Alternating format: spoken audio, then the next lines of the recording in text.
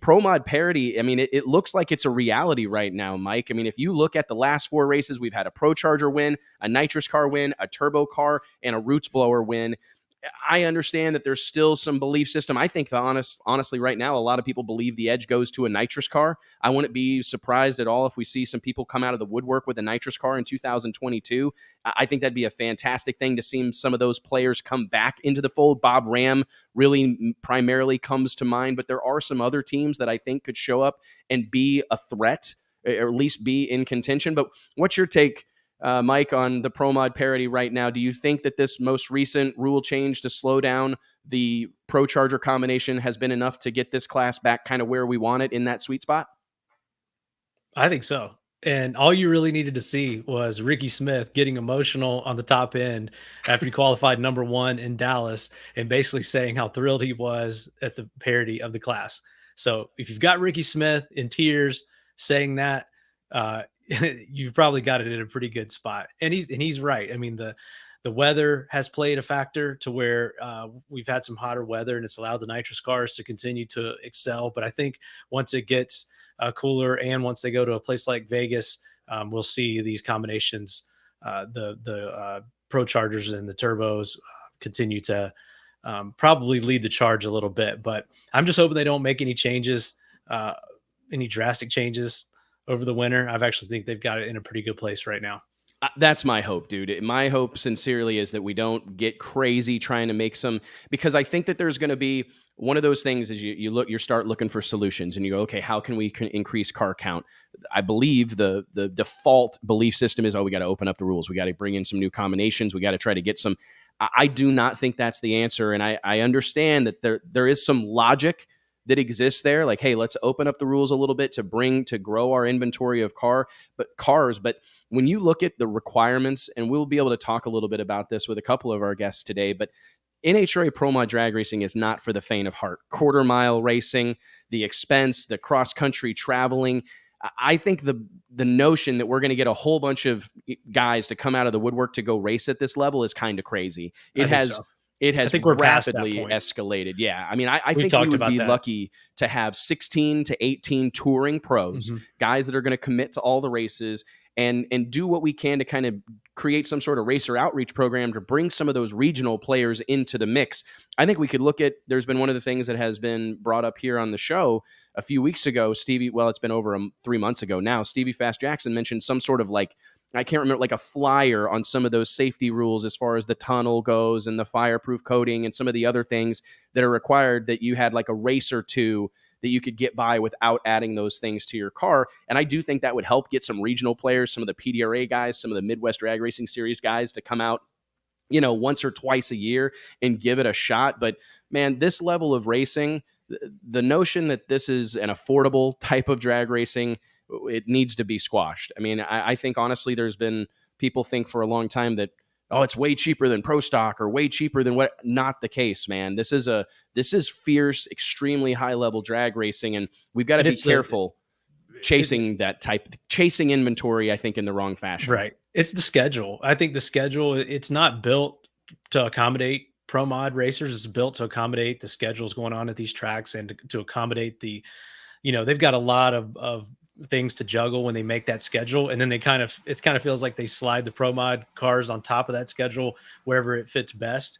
But that travel schedule is brutal. And we've heard it over and over that the #1 expense for all of these traveling pro teams is travel costs, hotels, gas, food, just everything it takes to move those rigs up and down the road and move these people across the country. So I really think that is the big thing. And that's why we see these regional series take over, where guys can race their heart out within a 3-hour radius of their home.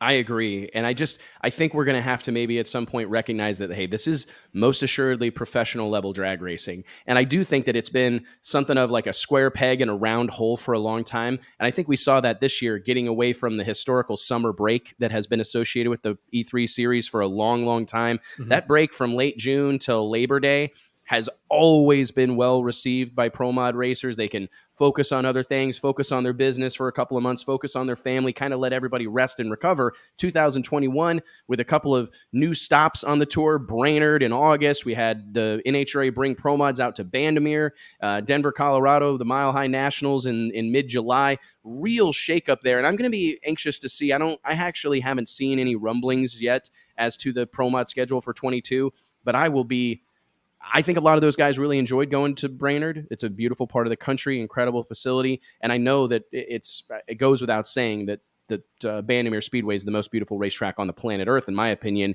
But it is a tall order to send these guys out there with a once a season combination, and it's a tough deal. Parity out there is extremely difficult to put together. So it's my hope. Again, this is my opinion only. It's my hope that we see the Pro Mod Drag Racing Series return to 12 races, perhaps, that with that significant break there in the summer to let all these guys that, to your point, Mike, I get they're racing at a professional level, but very few of them actually do this for a living. They've got businesses away from the drag strip, and we kind of got to give them an opportunity to reset midway through the season. Yeah, I don't know how many livings are being made or how many bills are being paid off of a NHRA Pro Mod purse. So yeah, it's tough on these guys. Most of them have businesses to run and have other interests and families. So we'll see. I've seen some comments that the No Prep King schedule is just as brutal, if not more so, and those guys are doing it. So what's your take on that? Like, what's the difference there in that?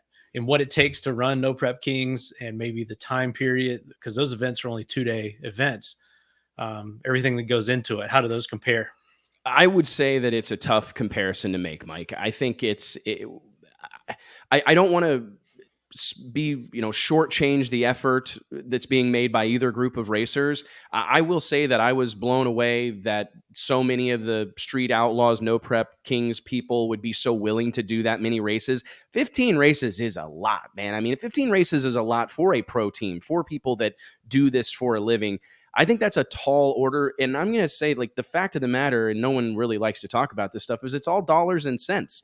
I mean, I don't think there's a guy on the NHRA Pro Mod Tour that wouldn't show up at more races or show up more consistently if there was more money attached to it. I mean, most of these not most, all these Pro Mod guys are taking an L. I mean, it's a rough deal. You hate to say it, but I mean, it's 10,000 to win. I think 3,000 to runner up, and that's the only money available. No round money, no appearance money, no qualifying money. And I think that that's really it's apples and oranges is how I see it. When I look at those 32 cars that are invited to a No Prep Kings event, those are cast members by and large. And I will admit right here, hand to God, that I don't know all the inner workings of that. I know some teams get paid, some get paid more, blah, blah, blah, blah, blah, all those things.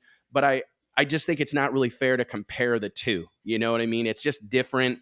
It's just different stuff. But I will say that I think, and we'll find out here in a minute, we'll ask JR, like, if there was some money attached to just showing up or something that would just help slow the bleeding or offset some of the costs. I don't know that any of these guys or gals really expect to make a ton of money door slammer drag racing, but if they could just, like I said, slow some of the bleeding and offset some of the cost, it would be extremely well received. And I think that's really the environment that's been created at No Prep Kings. And we may skip forward here. That's more of a traditional environment. That's how it actually was at IHRA. And that maybe goes back to our buddy Clay Milliken's point that all of this was much better when IHRA was sort of pushing NHRA along and pushing them to maintain payouts that were similar to theirs.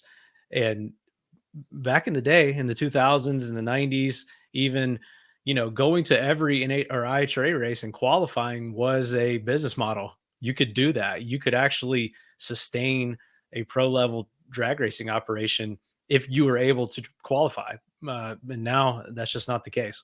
I don't know. That's a crazy thing, right? I mean, because you think about almost everything else is like improved. Like across the board. I mean, NBA players are playing for more money than ever. NFL players are playing for more money than ever. All these other things seem to be massively on the rise. And it is odd that you're talking about the IHRA in like the mid 2000s paying legitimate money to pro mod racers just to qualify.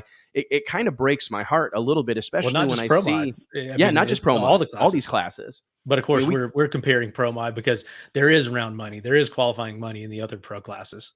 But And remember, I think pro that's the mod's way it not a should pro be. class, so And I mean, and that is the elephant in the room. And yeah. until we shake loose of that, and I don't know what that whole situation. There's a lot of people that believe that has something to do with the old pro stock truck lawsuit. Where this NHRA abandoned pro stock truck, and all these people had all this money invested in it, engine shops, chassis shops, all these race teams, Manufacturers were invested in that. manufacturers were invested That's in it. probably where that came from. So I do think there's a little bit of just hesitancy from the NHRA to quote unquote really bring another category into the fold as far as like the camping world NHRA drag racing series pro classes. But it needs to be. Pro Mod absolutely needs to be, because looking at Bristol specifically, I think that show was a little bit weak. Like, thank God JR Gray and company were there. Thank God those guys showed up, because don't get me wrong, Top Fuel and Funny Car were great. Pro Stock Motorcycle, Angel Sampay wins. It's a great storyline, great racing. But man, not having 20 Pro Stock cars in the pits makes a difference. So what Pro Mod is adding to the show for NHRA right now cannot be ignored. It needs to be appreciated. It needs to be recognized, because they are bringing a ton of entertainment value to the NHRA series right now. And let's move on down the road.